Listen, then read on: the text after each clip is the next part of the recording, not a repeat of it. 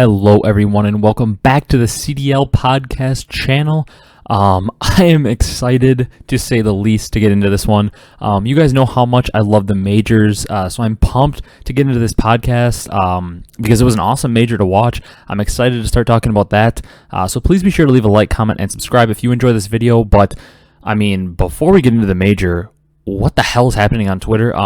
So I was kind of like writing up some notes and stuff to remind me of like the topics I wanted to touch on. I was kind of like writing roster news with all like the benchies and stuff that had been happening.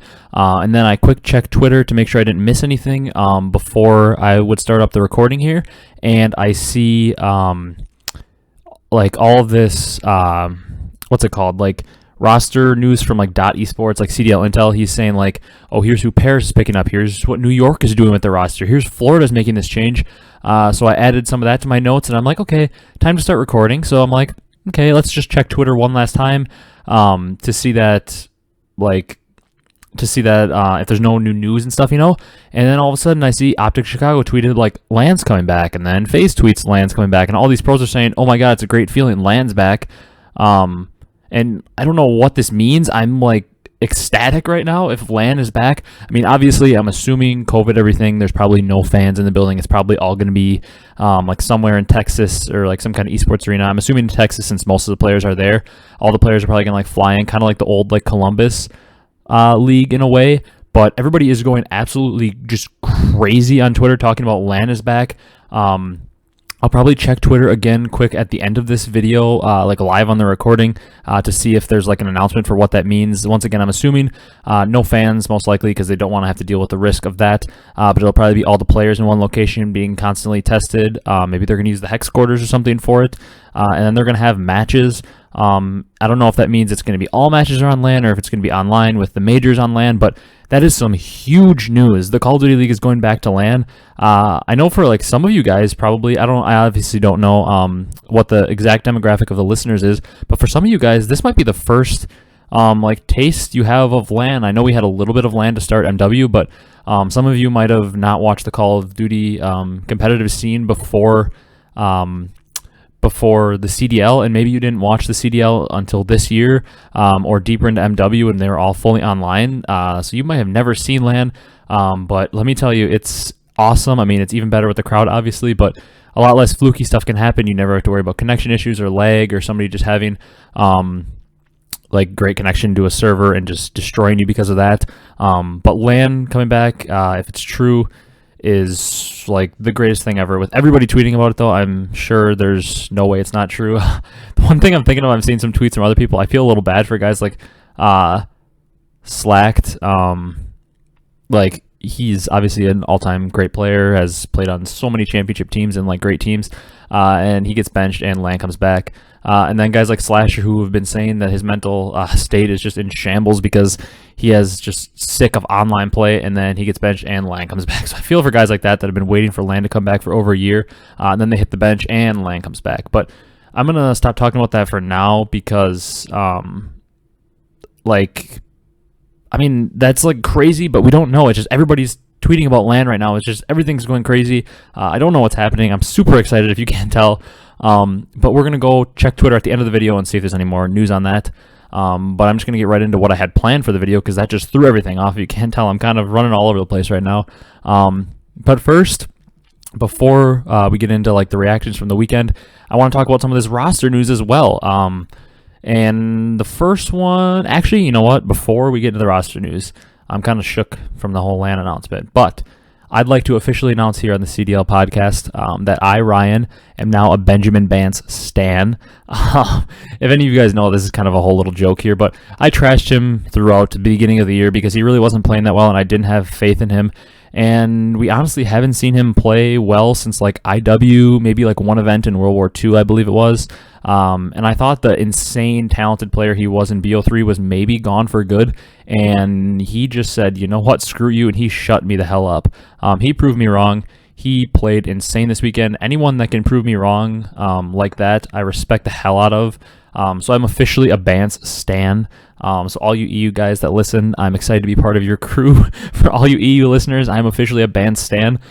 Anybody that I'm doubting like that or something, and they work super hard on their craft, and they just go from being, you know, kind of a liability on the map to an absolute hoss on the map, destroying people. I instantly have full respect for. I'm officially a Bance stan. No slander of him will ever be said by me again. I'm officially a Bance stan. This is kind of a joke segment and all. Obviously, I never hated Bance as a player or something. Just thought he wasn't playing up to his potential, but I am like officially on board. He is an awesome player. If anybody can make that kind of improvement in that short of a time and just like fight through all like the hate that he was getting, that is crazy. I'm super proud of him. What an event from Bance, first of all. And then next, finally, into the roster changes. The first one we saw is Slacked is being benched by Florida. As of like when I hit record today on this video, they haven't officially announced a replacement. But I did see from that article and other stuff they were trying out Havoc, which would make sense because he's their sub already, and he was on their roster to start the season right before the CDL kicked off. They picked up Neptune and switched him out and stuff. And apparently, I just saw in that article they're trying out Decimate and a player named Yeez as well. I believe his name is. The only thing I know about Yeez is I believe he played with Sensor for a bit on a team, or maybe he was playing Eights with Sensor or something. That's like the only way I heard his name. I'm sure him and Desi would bring more slaying than Slack does, so I'd love to see them on this roster. I can't really say much about Yeez because all I know is I believe he played with Doug for a little bit. I don't know anything about him. And Decimate, obviously, we've seen him in the Pro League for years. He's a good player. If they could stay structured as a team without Slacked, and can bring in like Decimate or Yeez or even Havoc, I think they have more slaying. And if they could stay structured, like I said, and play correctly, I believe a team of these people, I mean, with Skies and Big Wake, I mean, you have potential to beat any other team's ARs. And then a guy like Neptune has crazy, like high ceiling if he's having a good day to slay out anybody. And then guys like Havoc, Decimate, and I'm assuming probably Yeez have a higher potential to slay out than a guy like Slacked. So I believe talent-wise, they could literally compete with anybody in the league. It's just going to come down to if they can play correctly and structured on the map and not make too many mistakes. The next, Fire was just announced that he was fully released, not even benched, just fully released. And I don't know how to feel about it because obviously I've said numerous times since early in the year that he needed to be benched. He certainly did need to be benched, and it's the correct decision to make, or dropped, I guess. But I just hope this doesn't put a negative view on his name for everyone, because I felt like he never just got like comfortable with this team. Once again, he needed to be dropped, like I said. But I hope this doesn't make everyone just avoid him for good. I don't want to see like, just because I say I believe something, it's just like Bance. I believed he needed to be dropped earlier in the year, but that doesn't mean I hate the dude and want to see him. I mean, you got to remember, when you're dropping somebody, especially when you're fully released, I mean, this is somebody losing their job. I'm obviously not cheering for anyone to lose their job. It's a horrible thing. And I hope that since this is a 19-year-old kid, I hope this doesn't like put a negative image on him for the rest of his career. I hope he's able to make it back to the Pro League. I mean, he showed flashes of talent. I mean, even when he was playing horrible, he still had like a .95 overall for the year. That's not bad at all. I mean, that's a decent KD to have in the league. It's nothing crazy, but it's not horrible. I mean, at one point, Priesta was at a .85, and we all know Priesta is a great player. But like, I don't know. I'm just like, I'm in the middle because I know he should be dropped. It's good for Paris and all that, but I just hope this doesn't end his career in a way that everybody just looks at him negatively. I mean, if Parasite is endorsing him as hard as he is, the kid has to be good. It just probably wasn't the right fit for him. He just maybe wasn't comfortable on the team. And apparently CDL Intel just said it's either Temp or Saints joining this team, but more than likely it's going to be Temp. Saints has a history with Classic, and then Temp has one with Aqua, so both would be awesome, I believe. And I know they're picking up them to be a sub player because Scrap said he was running a Krig now. And I truly believe they could be a top 6 team with Saints or Temp, because I think like Classic has been awesome this year. Scraps has been really good, and Aqua's been a very good AR. It's just they're missing that consistency out of their 4th player, to be honest. And I think Temp and Saints could both bring that. They might not necessarily be like superstars, but I feel like just being a more steady veteran presence instead of Fire, who was a little erratic, could finally like even out this team and make them a lot better. And then lastly, for roster stuff, Clay also talked a little bit about his mental health being a bit of an issue recently with COVID and not being able to see family and friends and stuff. And I saw some people on Twitter saying things like, wow, what a tough job you have. Like, it must be so hard to like sit at home and play video games. And I just was like, just actually shut up. Like, having a cool job in life doesn't just mean you're exempt from any kind of struggle. And I talked about that a little bit on Twitter. Like, hopefully Clay is good and can keep playing because I love him as a player. And he's been awesome this year.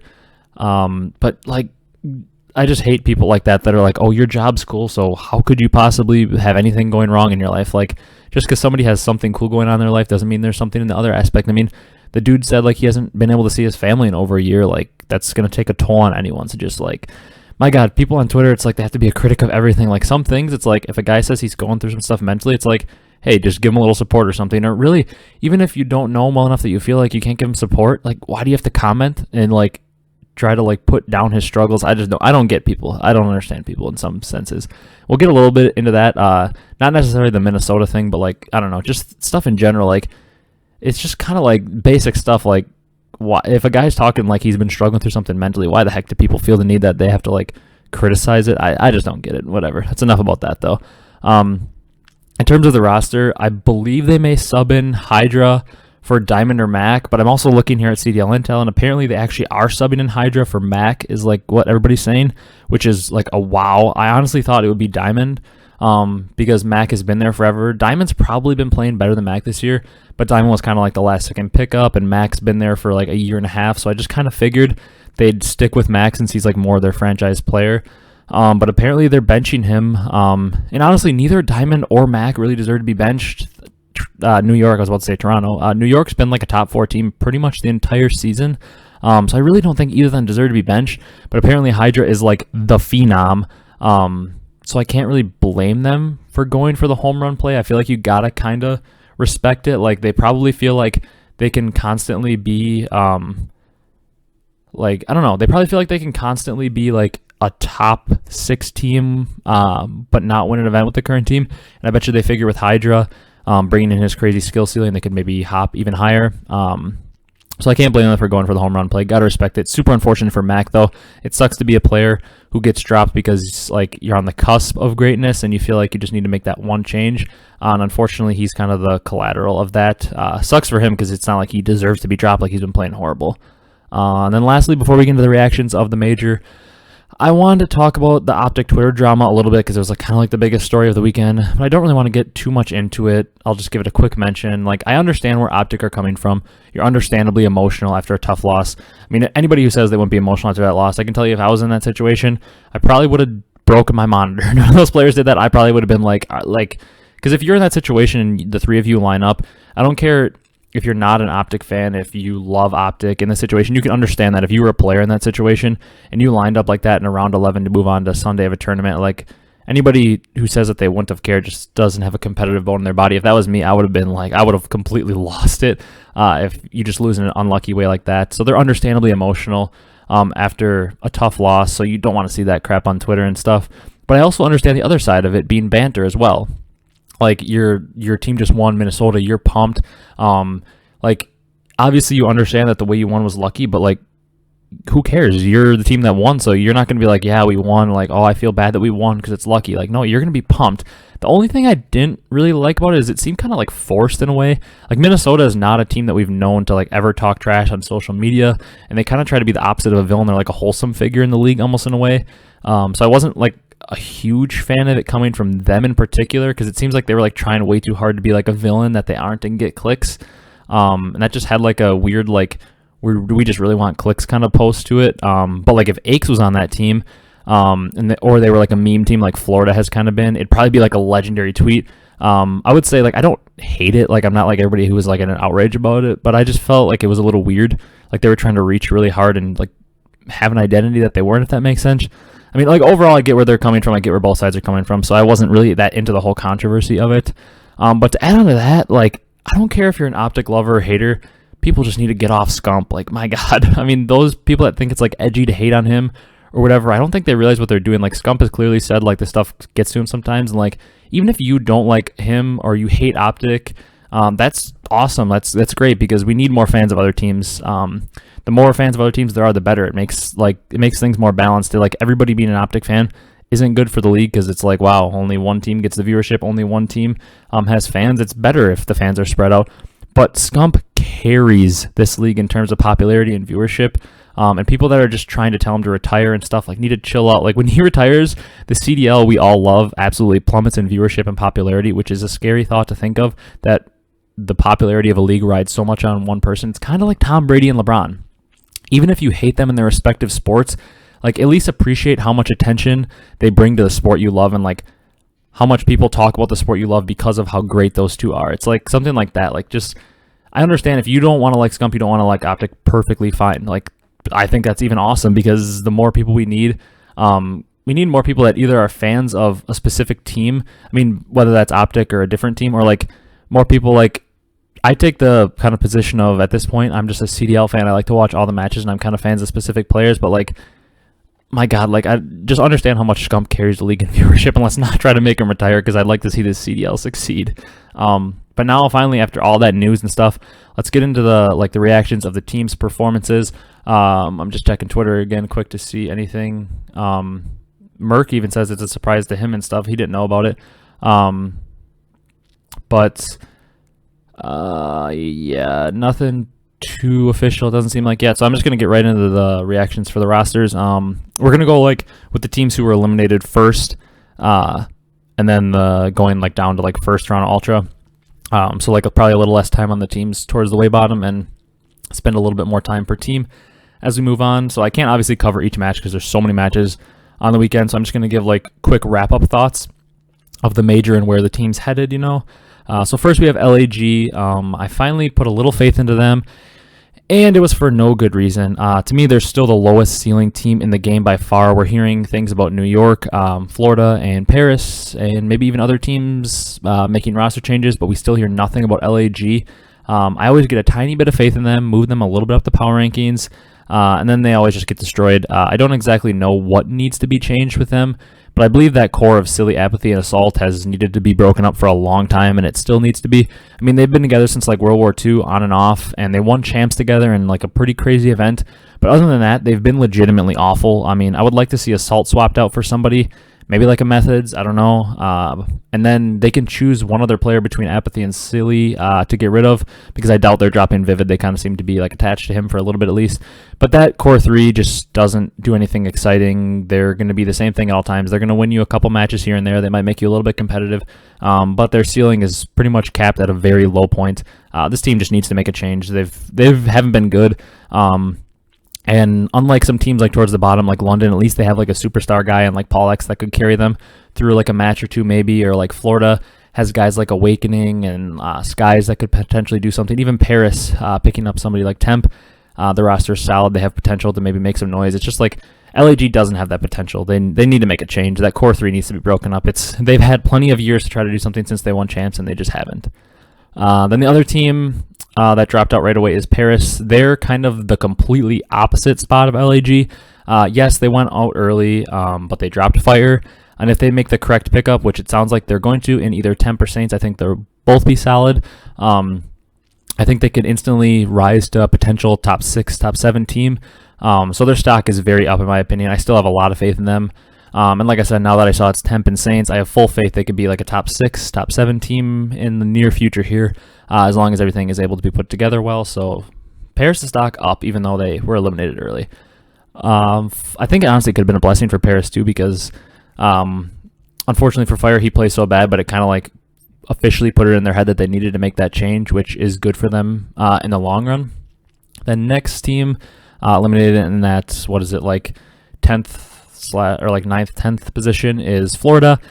Once again, inconsistency from the subs of Slack and Neptune kind of did them in this major, and like I said, they've dropped Slack, so it's tough to pin them right now where they're going. I believe if they get like Desi, Havoc, Yeez, like they're saying, they could improve a lot. I don't necessarily know that Havoc improves them a crazy amount, and Yeez is a question mark to me because I really don't know much about him.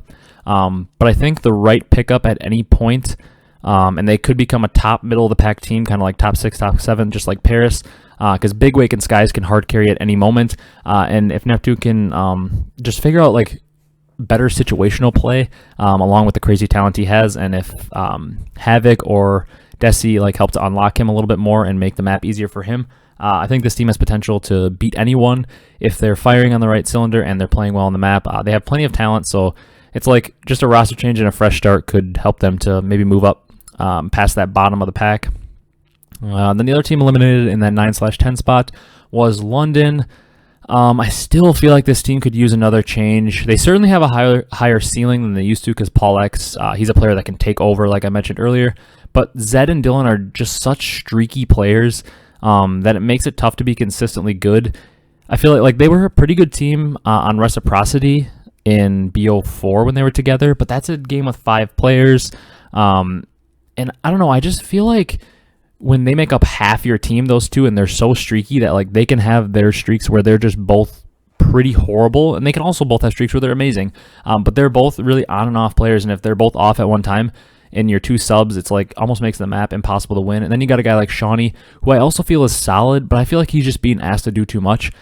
I feel like Shawnee, he fits perfectly on teams where if he's the worst player on his team, because then he can just fill in gaps, and that's where he thrives, just filling in gaps, having the people slay out in front of him and just doing his job, because Shawnee is one of those players that if you give him like the simple basic main AR job, he is one of the best at it. He is going to make all the correct plays. He's a very smart player. I know when I watch Shawnee play, the thing that sticks out to me is intelligent player. And I think he's a very good player. I used to kind of not think that, like even into last year a little bit, I didn't think Shawnee was a great player, but I really do think Shawnee is extremely good. I just think he needs to be in a position where the 3 players in his team are just friars and they're the best players, and he's kind of the worst player that just has to sit back and make all the smart plays and the calls for his team. I just feel like they need to make some kind of change. I don't know if it's Zed because he's played pretty well since being picked up. I don't know if it's Dylan. It's certainly not Paul, but I don't know. It's just they're in a weird spot. I think they'll still be competitive even with this roster, but their ceiling is pretty low with it. Then the teams that finish in that 7/8th spot is first Surge. Kind of an unfortunate weekend for them, to be honest. They take out Florida, who was looking solid after that first match win over LAG, so that's a good win for them. But then they unfortunately had to face OpTic because OpTic lost to Toronto in the top. My thoughts are honestly still also up on Seattle. Pristini and Gunless are looking the best we've seen in a while. They continue to keep looking better. Looney is also looking like he's improving and looking very good. And Octane's been solid all year. I truly believe this team are very much on the rise, and I think they have a pretty good chance to compete for a winner's bracket spot in the next major. Everyone on their team seems to be improving. Like Pristini was like maybe the worst player in the league in Stage 1, and then all of a sudden in Stage 2 he comes out of nowhere and he is one of the better subs we saw in Stage 2. Looney is also improving. He wasn't like the worst in Stage 1, but he's certainly improved. And Gunless, man, that dude is frying sometimes. He's showing vintage Gunless flashbacks every once in a while. I just really think this team is on the rise. I honestly just think starting in losers was kind of unfortunate for them because they had so many matches that they could have won. They should have beat Minnesota in the regular season before the major when they got reverse swept. They probably should have been able to win that Dallas match as well. If they win those, they're 4-1 with only a lost OpTic. They're in winners, and maybe this whole tournament goes different for them. But unfortunately for them, they have to play OpTic in their second match. And I mean, OpTic is a better team than Seattle. I think Seattle is in that range of like that 6-7 spot. And OpTic's a little better. Unfortunately, they fall to them. But I do think that they have potential to maybe crack into that like 5th spot with constant improvement and with the way we've seen some teams be shaky towards the top. But unfortunately, like I said, they ran into OpTic early. But overall, stock up on them. The other team eliminated in that 7-8 spot with Seattle was NYSL. This was kind of a shocker one because I thought they were going to be finishing top 4 for sure. I think it was just a dud of a weekend for them, to be honest. They ran into Dallas, who was looking for vengeance after losing to OpTic and kind of being destroyed on Twitter and stuff. And then they had to play the red hot LA Thieves, who had just like nothing to lose, no tape on them. They were just kind of playing free. And they're apparently subbing in Hydra for Mac, like we talked about earlier. So I think this potentially could put them over the top into like the full-blown elite category if Hydra can turn out to be a superstar like we think. Overall, I just think it was a dud weekend. I think they'll bounce back. Even if they decide to not make a roster change for some reason, I still think they'll bounce back. But I do think, unless for some reason the chemistry of the team is just destroyed with Hydra, or I don't know, if for some reason they just don't play as well with Hydra, the roles don't fit as well, they might not get back to that form. But I really think that they're going to get back to like a top 4 team pretty quickly and have the potential to maybe even be better than they were with Hydra if he's as crazy as people are saying he is, which sounds like he is. And then in the 6th slot of the weekend, the first team up we're going to do is OpTic. It was just a weird weekend for OpTic. At first, we thought that their round 1 loss was pretty bad because they lost to Toronto, and Toronto had not looked all that great coming into the major. But considering that Toronto fried everyone, Toronto was able to beat OpTic. They were able to beat Dallas, Minnesota, and Atlanta all this weekend. And they even beat the LA Thieves, who were really hot at the time. Considering that Toronto did all that and then ended up winning the whole thing, the round 1 loss doesn't look nearly as bad anymore for OpTic. And honestly, the loss against Minnesota was kind of a fluke as well. Obviously, the accuracy play was one for the history books. It's 1 in a million. It probably never happens again. It's going to be shown in COD history forever. It's probably one of the greatest plays of all time, just because of the sheer excitement of it. But I feel like this weekend doesn't really change my thoughts on OpTic. Minnesota is very good, and OpTic probably should have beat them. They handled a solid Seattle team 3-1.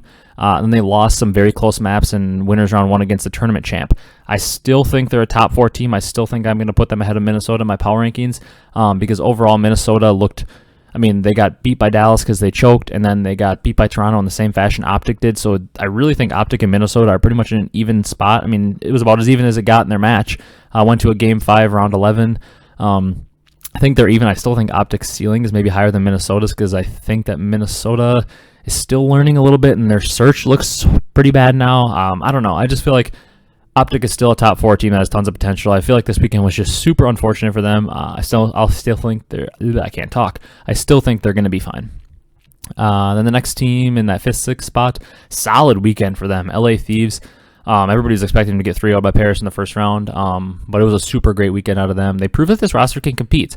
I'm a little bit hesitant to say they're set with this roster, and this is the roster to go. It can win tournaments, because the success could be partially due to the fact that teams didn't know what the hell they were going to do and what to expect, since they were just brand new.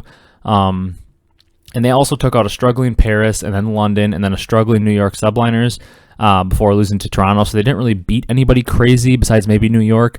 I do think they could be a good team still with this roster. I'm not saying that. I think they can obviously make the playoffs, but I'm a little bit hesitant. I think Kenny is disgusting, like you all know, and I think he can be a great AR. I just feel like the AR role might hold him back, because I think him flying around the sub and trying to be super impactful and fast on the map, and being a superstar puts him at his best spot, if that makes sense. But that being said, he's one of the most versatile players, so he'll be great with an AR. You guys know how much faith I have in Kenny. He's one of my favorite players. I always say I'd build a team around him. I think he's going to fry with anything. I just think that the AR might hold him back, but I do think that this team, they have so much gun skill and talent that they're going to fry their way to a competitive point, if that makes sense. They're not going to get blown out with this roster, because Venom's got a lot of gun skill, so does TJ, Draza, and Kenny do. They just have so much gun skill that they're going to fry their way through teams enough to be competitive. I just don't know that it ever puts them over the hump of a top 6 team, but at the same time, if the team's good enough to get them into that 5th, 6th spot for the playoffs, and they have a chance to make a run in playoffs, who knows? They could make some noise, maybe finish top 4 or something. But overall, pretty impressed with them. Minnesota is the next team to bow out in 4th place to Toronto. And this weekend proved to me that definitively they are for sure a top team. I wanted to see more reps, because we hadn't seen that much with Standy yet. And then they looked solid with those reps. They should have beat Dallas in that winners round 2 if they wouldn't have choked that control map, but they did, and they lost it. And their only win of the weekend was against OpTic, and they probably shouldn't have won that. So it's not time to just crown them as amazing and definitively the top team. But I think we can say that they're at least one of the top teams, top 5. I'd still put OpTic slightly above them, in my opinion, like I said, because we've seen OpTic do it for longer, and they basically look dead even. So I'll take the team that's done it for the whole year over the team that's only done it for 3 weeks. But they're pretty much dead even, OpTic and Minnesota are. I just feel like that crazy accuracy 1 in a million play kind of saved them from being really questioned, because if that 1 in a million play doesn't happen, then they would have lost to Dallas and then OpTic, who are the teams that are supposed to be kind of even with them. So it's a little interesting to think about. But they did get the Star line, they did get the win, and overall a good team. Just they had a tough schedule this weekend. Their 3 matches were against Dallas and then OpTic and then Toronto. That's a tough schedule. Next team eliminated in 3rd place was the Empire, who fell 3-1 to Toronto in the losers bracket, and they fell to Faze in the winners bracket. And the one team they beat was Minnesota. And this weekend really showed me the Empire have been all year exactly who I think they are. They're a very good team, a great team, in fact. They also took out NYSL. I forgot about that. They took out NYSL, and then they beat Minnesota, 2 very good teams. They just still cannot beat Faze. They can't do it.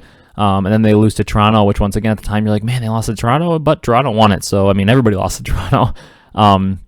But Dallas are, once again, they're going to spend the entire year being in the top 4 or 5 teams, always going to have a chance to make the run to top 2 in every tournament. They've just shown me no sign that they're going to be able to beat Faze anytime soon. Once again, I honestly didn't think they showed me that many signs that they could beat Faze at any point last year either, and then they came to the major and they fried Faze. So I'm never going to lose faith that Dallas can't be the winner at champs at the end of the year. I'm always going to think in the back of my mind they're one of those 4 or 5 teams that's the top contender to compete for the world championship. Dallas is going to be there at the end. I have no doubt about that unless something crazy happens.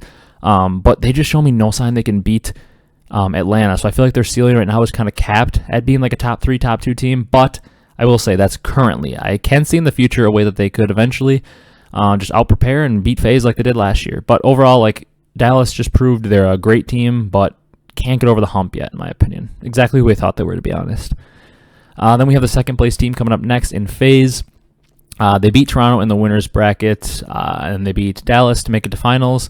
Then they obviously lose to Toronto in the finals, but they're still the best team in the game. We can't just say that just because Toronto beat them in one series, Toronto's instantly the best team in the game. We still got to give it to Faze for now, unless we see something consistently where they struggle now over the next few weeks. But I think the format of the tournament honestly screwed them. Coming to that final match, Toronto was on their 3rd match of the day.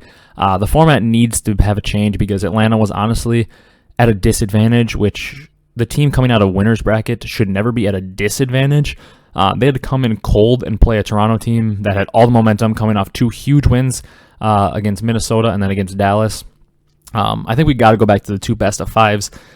For the team from losers. Atlanta would have won if this was the case. They were up 3-2, so they would have won that first series, and then they would have won the event if we were in the normal best of 5 format. It just makes no sense that the team from winners is literally at a disadvantage. How like Ake's talking about this on Twitter. Like, they're actually at a disadvantage. They are coming in.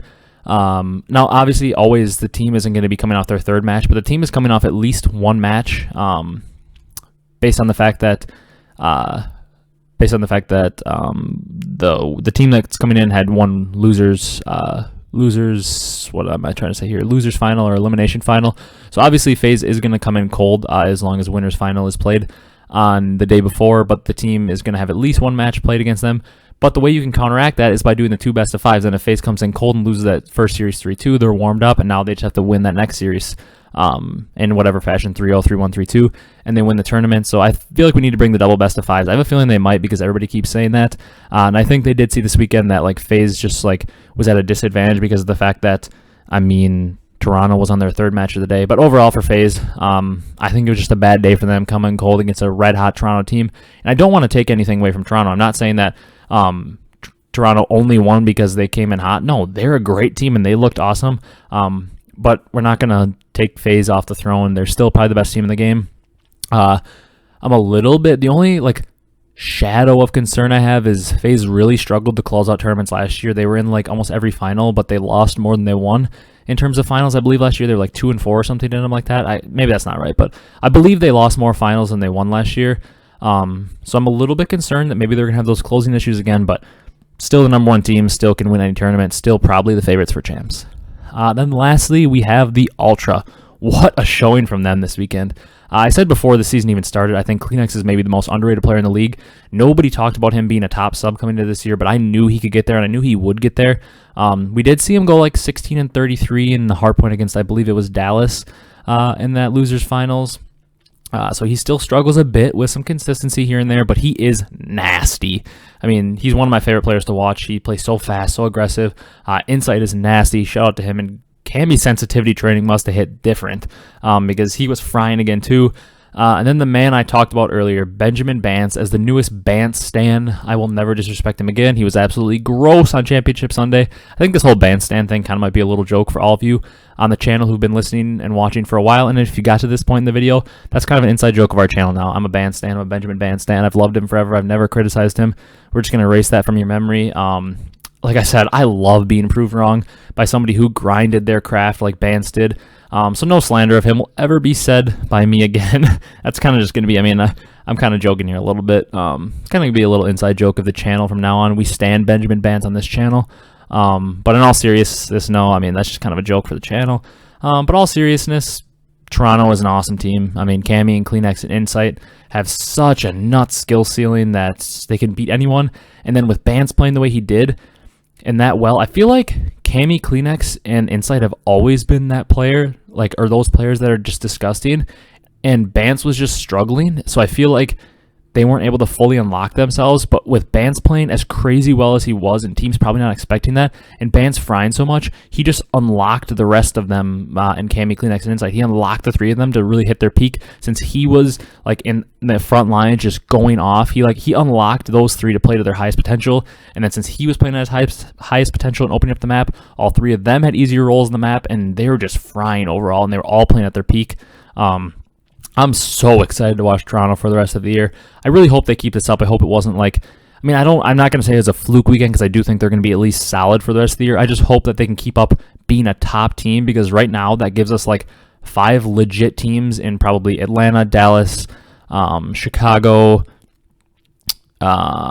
Minnesota, and Toronto, and maybe even New York. Probably gives us 5 to 6 legit teams that we can realistically see winning majors and even finals, plus dark horses like Florida maybe, and maybe Seattle, maybe Paris. Like, we're almost 9 to 10 teams deep of people who we believe could possibly win a major or be a dark horse. And it's another crazy thing to think about that I just saw that I wanted to mention. I'm glad I put a little note here because I would have forgot about it. Was the fact that CDL Intel actually just said that Toronto was like really looking into, and they're probably about to pick up Decimate before this major. They were looking into him, and then they were probably going to pick him up after this major. And it was, I'm assuming for Bance, they weren't going to drop Kleenex. Decimate's a sub, and they weren't dropping Kleenex. They're obviously not dropping Insight for Decimate. That's AR for sub, and they weren't dropping Cammy because, I mean, Cammy and Kleenex feel like they're franchise players. So they were probably dropping Bance for Decimate. It's crazy to think that, like, if Toronto loses to OpTic in that first round and then like gets double first round or whatever, they're probably dropping Bance for Decimate. It's crazy to think that he went from being dropped, if they did poorly, to winning MVP of the major. What a performance from him. Shout out Benjamin Bance, biggest stan right here. All jokes, but I mean, obviously, shout out to Bance. What a weekend from him. Shout out to Toronto. Their stock is obviously up. How could it be down?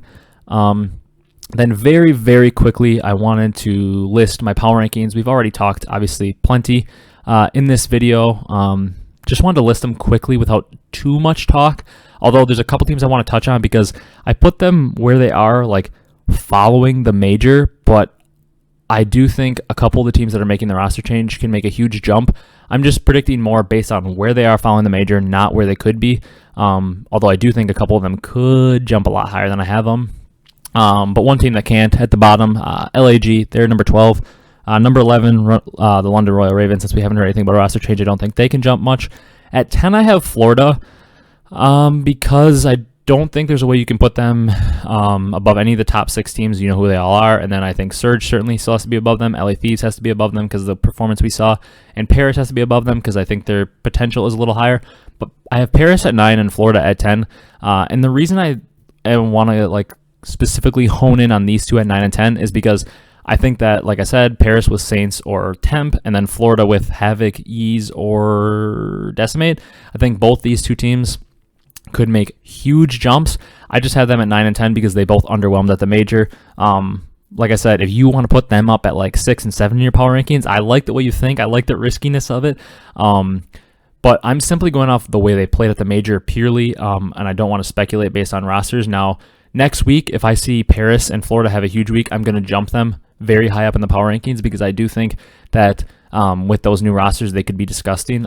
But I think we just have to keep them down until we officially see the roster play. Then at 8, I've got LA Thieves because I believe they showed a lot of potential, but not enough to like say, oh my God, they're better than any of those top 6 teams that have been the top 6 teams for a while now, except for Toronto. I guess they weren't in the top 6 coming into this. Then at 7, I've got the Surge. Once again, they are only at 7 because you can't. Toronto has to be in the top 6, and you obviously can't drop like Chicago, Empire, Rocker, Faze, NYSL. You can't really drop any of them out. So Surge is at 7 because, once again, they're a team with a lot of potential, but they've shown the least of the teams in the top 7 in terms of, like, all the other teams have almost gotten close to winning an event or have won an event in the top 6. At 6, it's NYSL. They kind of dropped a lot because of going 0-6 map count in the major. But once again, it's a team that I would love to throw up, honestly, all the way up at 3 or even 2, because I think with Hydra, they're going to be disgusting.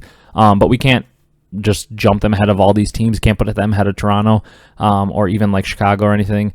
Can't jump them all the way up there simply because just because I think Hydra's going to be disgusting. I do think Hydra's going to be disgusting. I think New York is going to bounce back. I think they're going to be a top 3 team with him, in all seriousness. But they have to go 6 because we saw them go 0-6 in the major.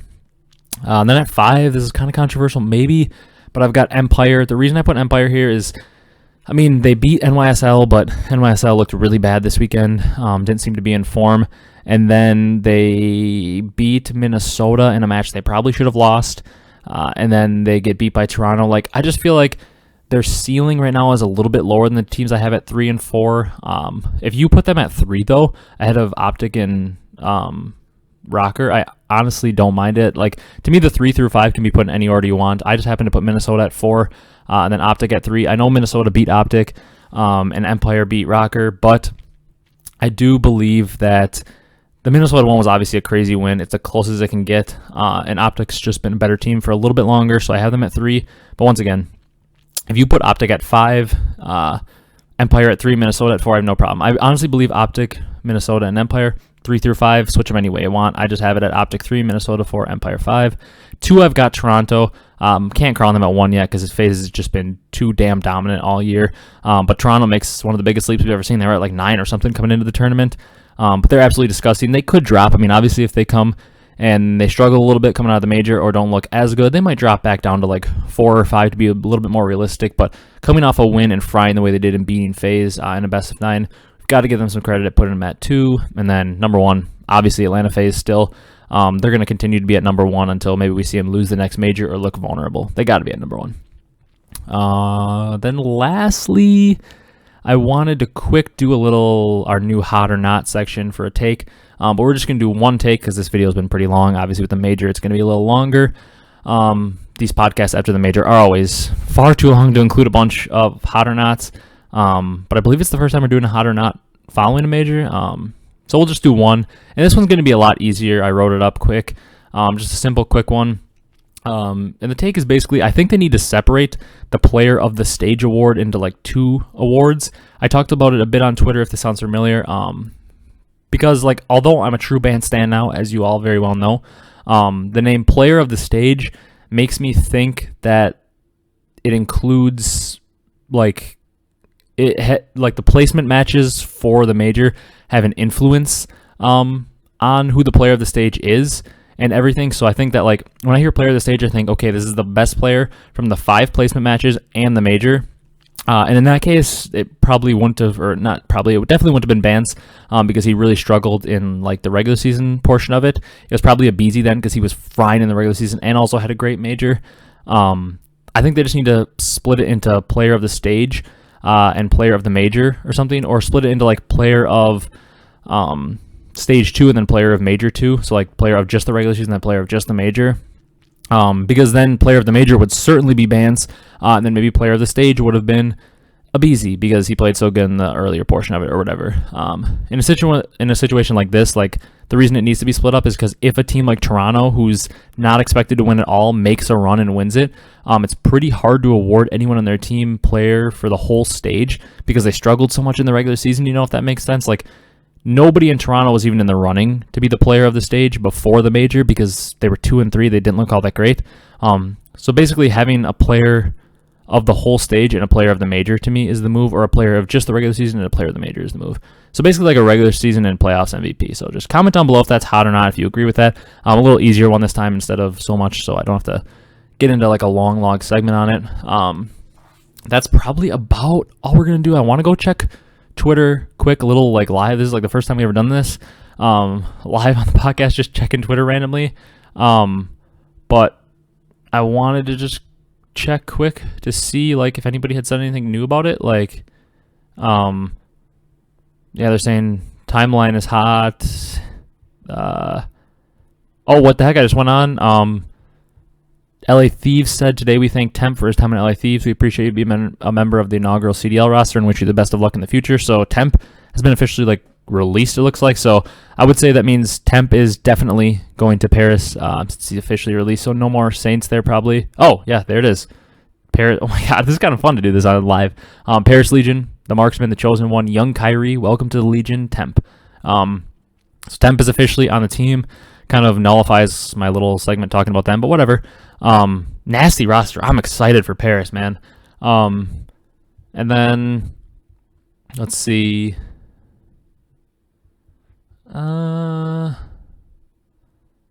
Yeah, no announcement. No announcement about LAN yet. It doesn't look like everybody's so excited about it. It seems like I would assume that LAN is back with everybody tweeting about it. I don't think they'd all just be trolling. I hope they're not, because that would like actually make me so sad. But yeah, the Paris roster was made official. It seems like everybody's talking about LAN and stuff. But yeah, I don't see anything else like official, so that'll probably wrap it up. I'll probably get off this, and then 2 seconds after I hit stop recording, we'll probably have the announcement or something. But whatever, I'll tweet about it then if that's the case. But I think that's going to do it for this reaction episode of the Major. I'm so hyped for the rest of the season because this Major was so awesome to watch. And also, I'm excited to see if the meta shifts now that the players are getting the new patch, with the Milano apparently being really good, and 74U getting a slight nerf, Krieg getting a little buff. I'm excited to see what players think of this new patch, if the meta is going to shift at all. Hopefully they don't GA the Krieg since it got buffed or whatever. But that's going to do it for this episode. Thank you guys so much for the support recently. It's been awesome. I really enjoyed recording this video if you can. This might be my favorite video or favorite podcast I've ever recorded, with all like the random live news that was coming in. But please be sure to leave a like, comment, and subscribe if you enjoyed and want to see more CDL content. Ring the notification bell to get some notifications when the podcast goes live. Be one of the first viewers to get a comment on it or something. Share with a friend who loves the CDL. Give you something to talk about.